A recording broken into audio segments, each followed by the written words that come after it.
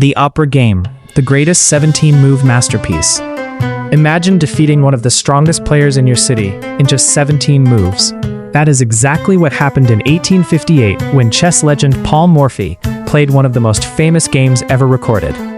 The game became known as the Opera Game because it was played during a performance at the Paris Opera. Morphy wasn't even fully focused on the board.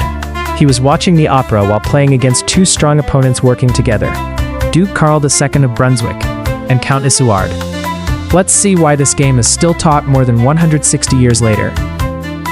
The game began: 1 e4 e5, 2 nf3 d6, 3 d4 bg4. Black pins the knight instead of developing naturally.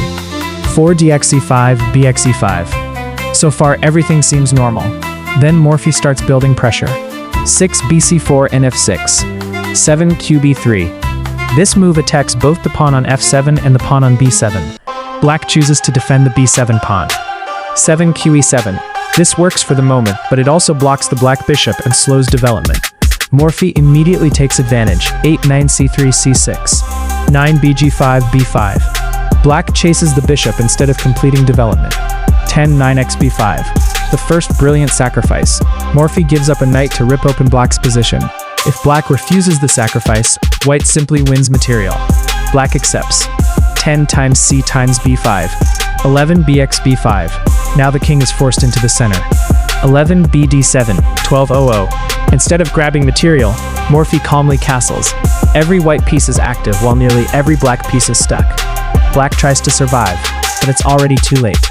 13 rock x d7, another sacrifice. Morphy gives up his rook to eliminate a key defender. 13 rock x d7, 14 rock d1. The second rook joins the attack. This is a perfect example of bringing every piece into the battle. Black captures the rook. 14 qe6, 15 bxcw. Now comes the final move. 16 qb8, a stunning queen sacrifice. Black has only one legal response.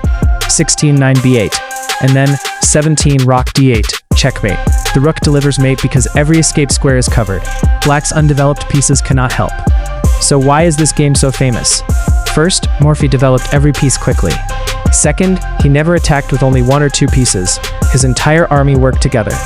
Third, he sacrificed material only because it gave him a stronger attack, not because sacrifices are automatically good. Finally, the game shows one of the most important lessons in chess.